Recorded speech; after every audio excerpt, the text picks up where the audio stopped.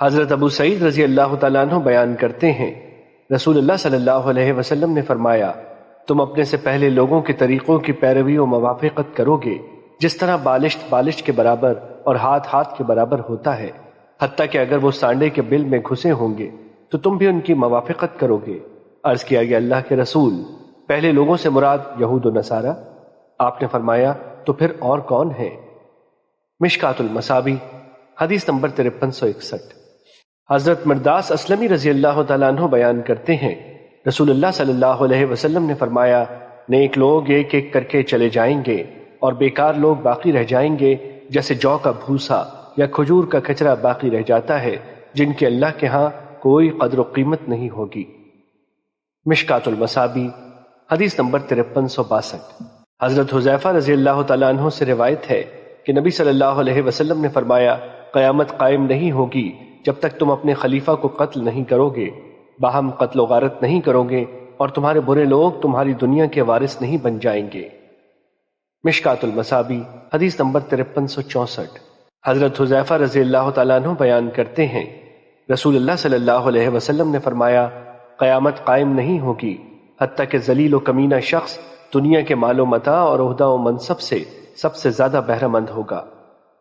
مشکات المصابیح حدیث نمبر 5365۔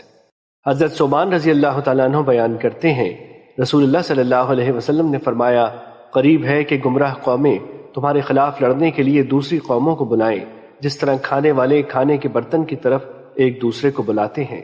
کسی نے عرض کیا، اس روز ہماری تعداد کم ہونے کی وجہ سے ایسے ہوگا؟ آپ صلی اللہ علیہ وسلم نے فرمایا، نہیں، بلکہ اس روز تم زیادہ ہوگے، لیکن تم سیلاب کے جھاگ کی طرح ہوگے۔ اللہ تمہارے دشمنوں کے دلوں سے تمہاری ہیبت نکال دے گا اور تمہارے دل میں وہن ڈال دے گا۔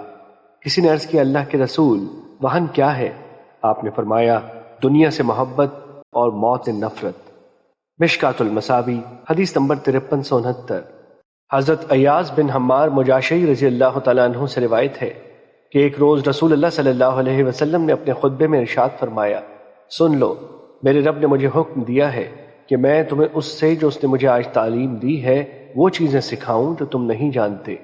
وہ تمام مال جو میں نے کسی بندے کو عطا کیا ہے وہ حلال ہے۔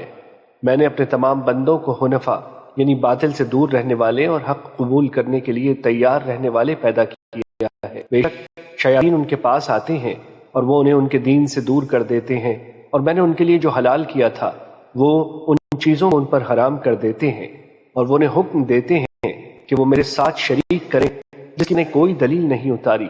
بے شک اللہ نے اہل زمین کی طرف دیکھا تو اس نے اہل کتاب کے کچھ لوگوں کے سوا ان کے عرب و عجم کو مبغوض ٹھہرایا اور فرمایا، میں نے آپ کو صرف اس لیے مبعوث کیا ہے تاکہ میں آپ کو آزماؤں اور آپ کے ذریعے آپ کی قوم کو آزماؤں۔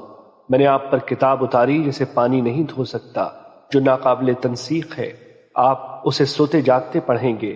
بے شک اللہ نے مجھے قریش کو ہلاک کرنے کا حکم فرمایا تو میں نے عرض کیا، میرے پروردگار، وہ میرا سر کچل دیں گے اور اسے روٹی بنا دیں گے۔